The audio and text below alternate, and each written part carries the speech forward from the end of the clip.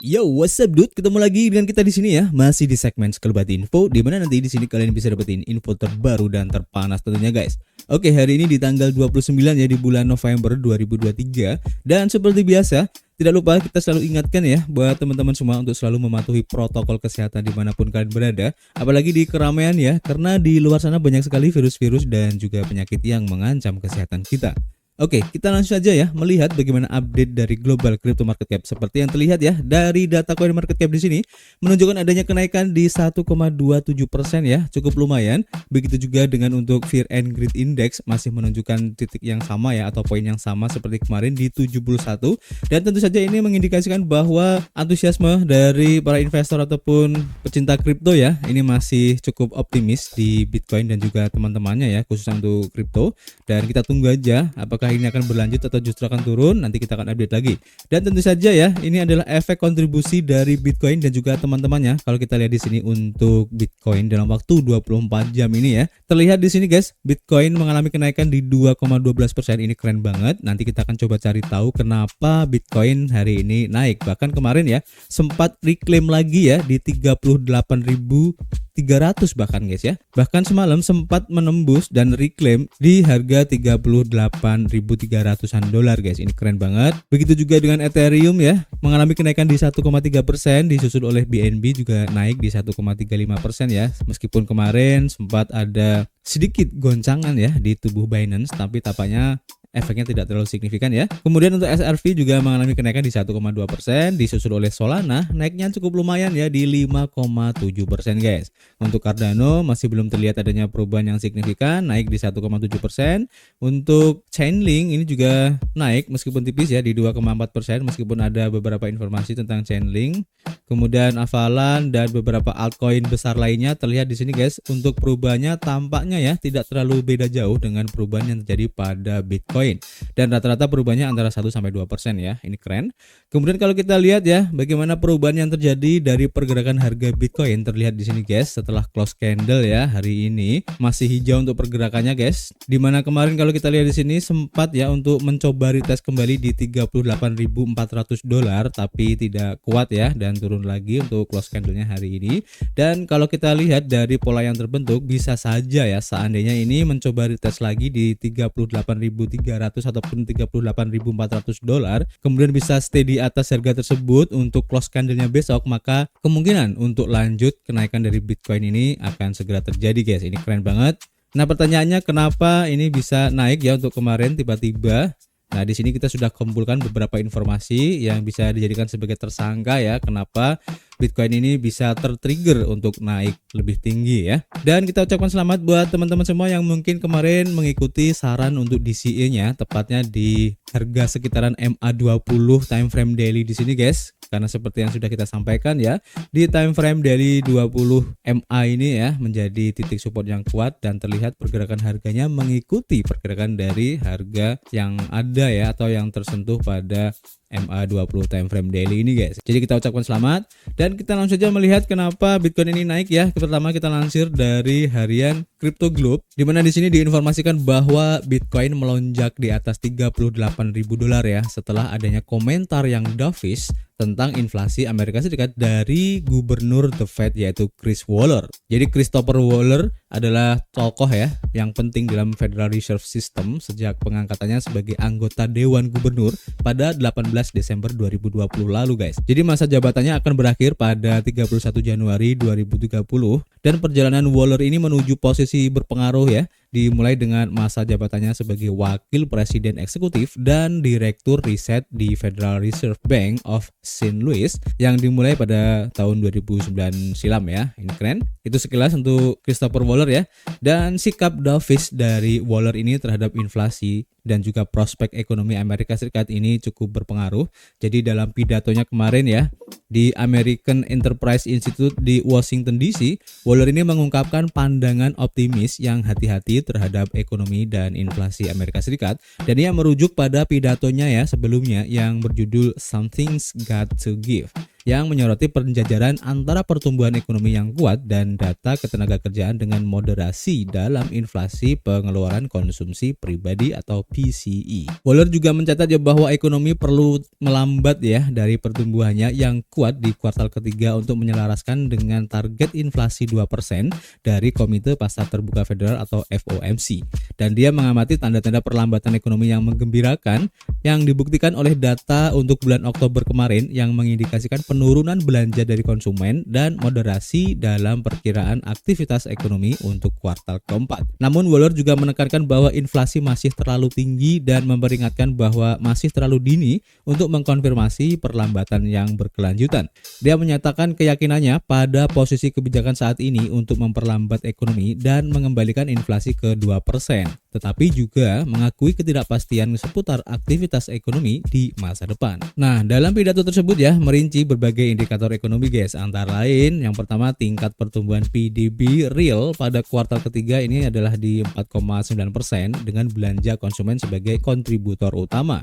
Kemudian data bulan Oktober juga menunjukkan penurunan penjualan retail dengan penurunan belanja kendaraan bermotor dan pom bensin, mengisyaratkan potensi dampak pengetatan kebijakan moneter FOMC. Kemudian aktivitas dari manufaktur dan non-manufaktur ini mengindikasikan perlambatan juga.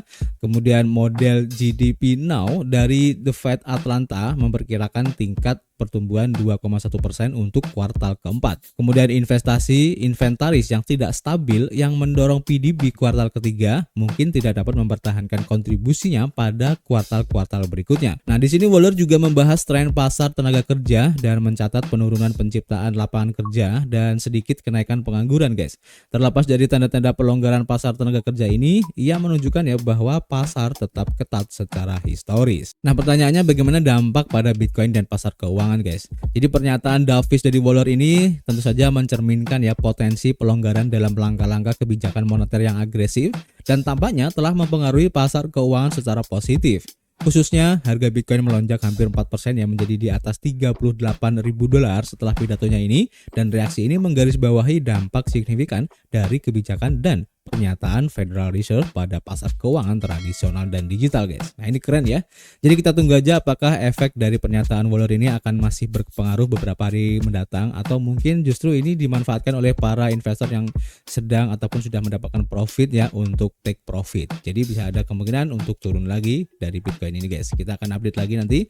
Dan kita lanjut ke informasi berikutnya masih berhubungan dengan Bitcoin ya, seperti yang kita lansir dari harian You Today, di mana diinformasikan bahwa harga Bitcoin ini mencapai $38.000 di tengah adanya SEC ya yang menunda keputusan spot ETF, guys.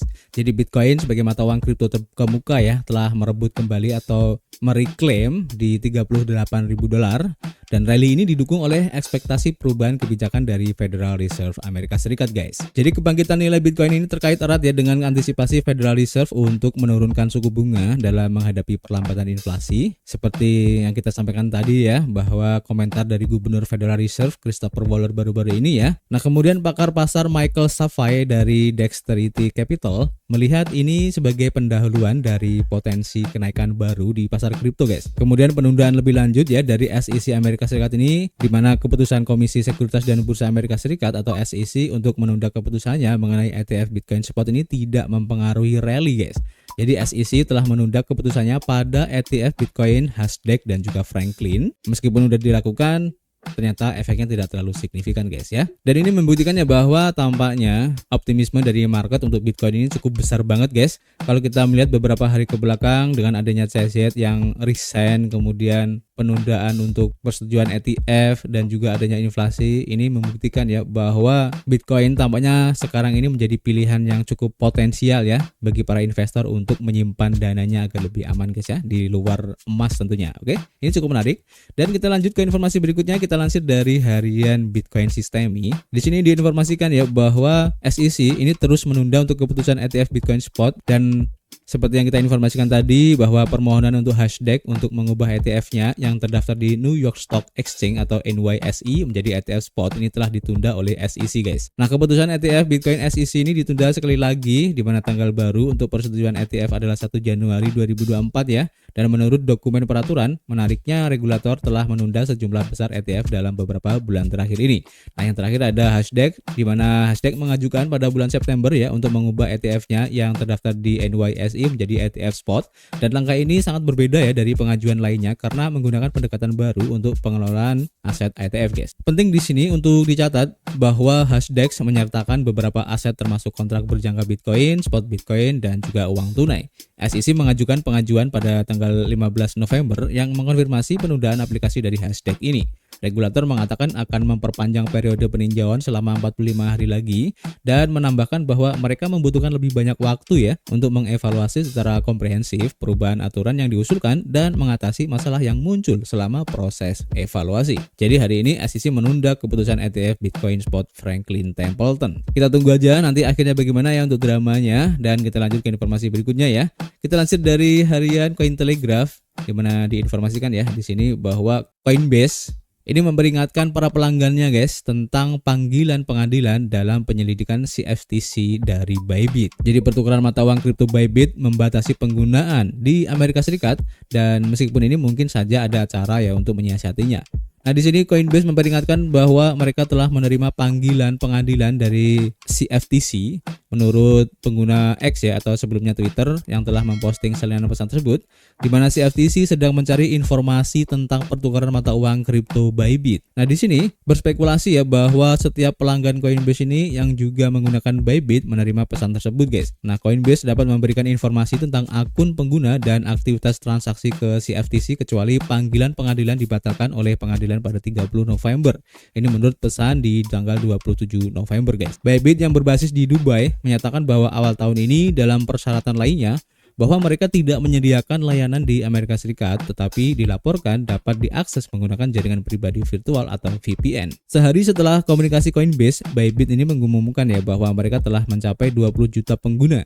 Mereka menggambarkan dirinya sebagai 3 besar bursa mata uang kripto. Ini menurut pernyataan bursa ya. Dan Bybit juga mengumumkan akan memberlakukan verifikasi Know Your Customer atau biasa disebut KYC pada pengguna pada Juli 2021. Meskipun tidak jelas kapan hal itu terjadi, Bybit memposting instruktur KYC untuk pelanggannya pada September 2022.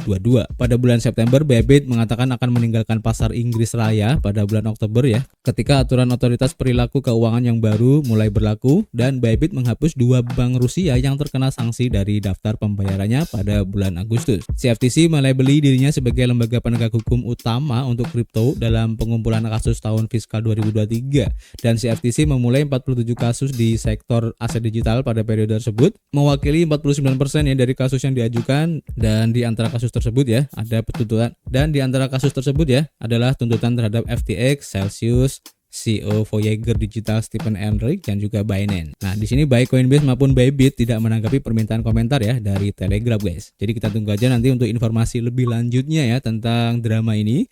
Dan kita lanjut ke informasi terakhir ya. Ini masih berhubungan dengan CZ untuk update terbarunya. Seperti yang dilansir dari harian bitcoin.com, diinformasikan bahwa CZ ini juga akhirnya mengundurkan diri ya sebagai ketua di Binance US. Nah, di sini menandakan adanya pergeseran yang strategis. Jadi Changpeng Zhao mengundurkan diri sebagai ketua Binance US, dan kabar terbaru dari Binance US ini muncul setelah adanya kesepakatan antara Binance.com dan Departemen Kehakiman Amerika Serikat. Nah, penyelesaian ini juga melibatkan berbagai entitas di Amerika Serikat termasuk Kantor Pengawasan Aset Asing atau OFAC, kemudian Departemen Keuangan, Komisi Perdagangan Berjangka Komoditi atau CFTC, dan Jaringan Penegakan Kejahatan Keuangan atau FinCEN.